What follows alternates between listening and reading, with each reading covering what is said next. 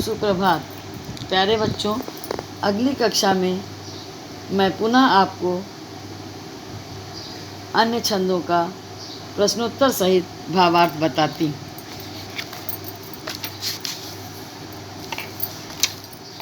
तेरे में है न यह गुण जो तू व्यथाएं सुनाए, व्यापारों को प्रखर मति और युक्तियों से चलाना। बैठे जो हों निज सदन में मेघ सी कांति वाले, तो चित्रों को इस भवन के ध्यान से देख जाना। प्रस्तुत पंक्तियों में राधा जी ने पवन को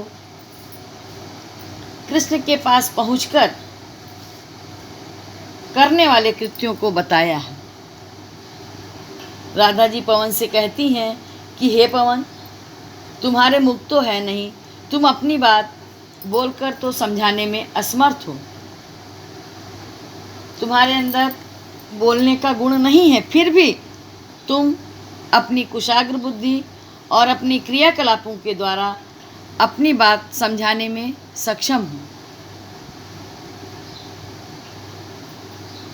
तुम मेरी व्यथा और मेरे संदेश को प्रीतम को अपने संकेतों के माध्यम से बतला देना। यदि बादल की कांति के समान वर्ण वाले मेरे प्रीतम अपने घर में बैठे हों, सदन अर्थात अपने घर में बैठे हों, तो तू सबसे पहले घर में टंगे हुए सभी चित्रों को ध्यानपूर्वक देखना। उनके भवन में चारों तरफ जो भी चित्र टंगे होंगे उनको तू बहुत ही ध्यान से देखना। जो चित्रों में विरह विधुरा का मिले चित्र कोई, तो जाके निकट उसको भाव से यूं हिलाना। प्यारे हो के चकित जिससे चित्र की ओर देखें, आशा है यूं सूरत उनको हो सकेगी हमारी। उन चित्रों में अगर विरह से दुखी किसी स्त्री का चित्र दिखाई दे, तो उस चित्र के पास जाकर के उस चित्र को अपने वेग के माध्यम से इस प्रकार हिलाना कि मेरे प्यारे श्री कृष्ण उसको आश्चर्यचकित होकर देखने लगें, अर्थात उनका ध्यान उस चित्र की ओर आकर्षित करना।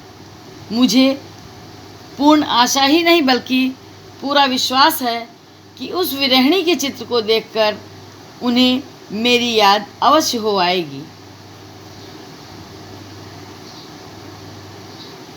जो कोई भी इस सदन में चित्र उद्यान का हो और हो प्राणी विपुल उसमें घूमते बावले से, तो जाके सन्निकट उसके और हिला के उसे भी देवात्मा को सुरति ब्रज के व्याकुलों की कराना। उस घर के चित्रों में यदि तुझे किसी ऐसे बगीचे का, उद्यान अर्थात बगीचे का चित्र दिखाई दे कि जिसमें सभी प्राणी व्याकुल होकर घूम रहे हों, तो उस चित्र के पास जाकर उसे इस प्रकार हिलाना कि कृष्ण का ध्यान उस पर आकृष्ट हो जाए और इस प्रकार उन देवात्मा श्री कृष्ण को उस चित्र में जो प्राणी टहल रहे हैं, घूम रहे हैं, इधर उधर व्याकुल हैं, उनके माध्यम से ब्रज के लोगों की व्याकुलता का भान हो सके। कोई प्यारा कुसुम कुमला गेह में जो पड़ा हो, तो प्यारे के चरण पर ला डाल देना उसी को।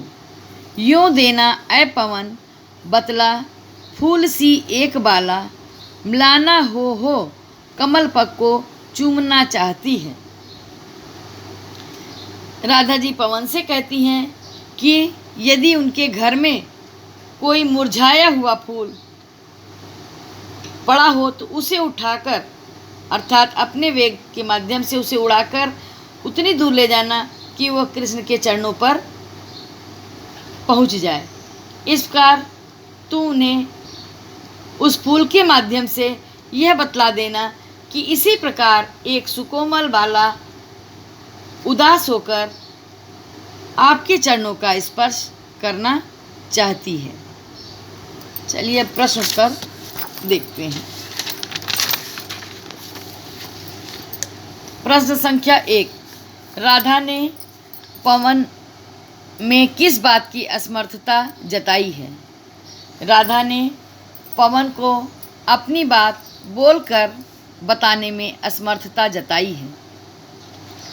प्रश्न संख्या 2, राधा ने पवन से अपनी बात को किस प्रकार समझाने को कहा है? उत्तर, राधा ने पवन से अपनी बात संकेतों के माध्यम से समझाने को कहा है। प्रश्न संख्या 3, कृष्ण के सदन में किस प्रकार के चित्र मिलने की बात कही है? उत्तर, कृष्ण के सदन में दुखी स्त्री अर्थात विरहिणी के चित्र मिलने की बात कही है। प्रश्न संख्या 4, राधा कैसे चित्र के बारे में बता रही हैं?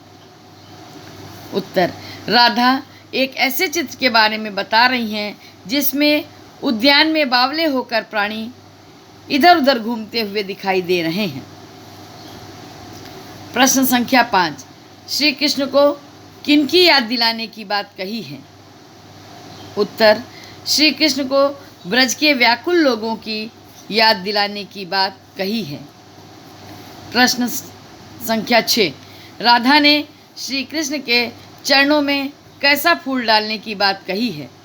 राधा ने श्री कृष्ण के चरणों अर्थात पैरों में मुरझाया हुआ फूल डालने की बात कही है। शेष अगले अंक में।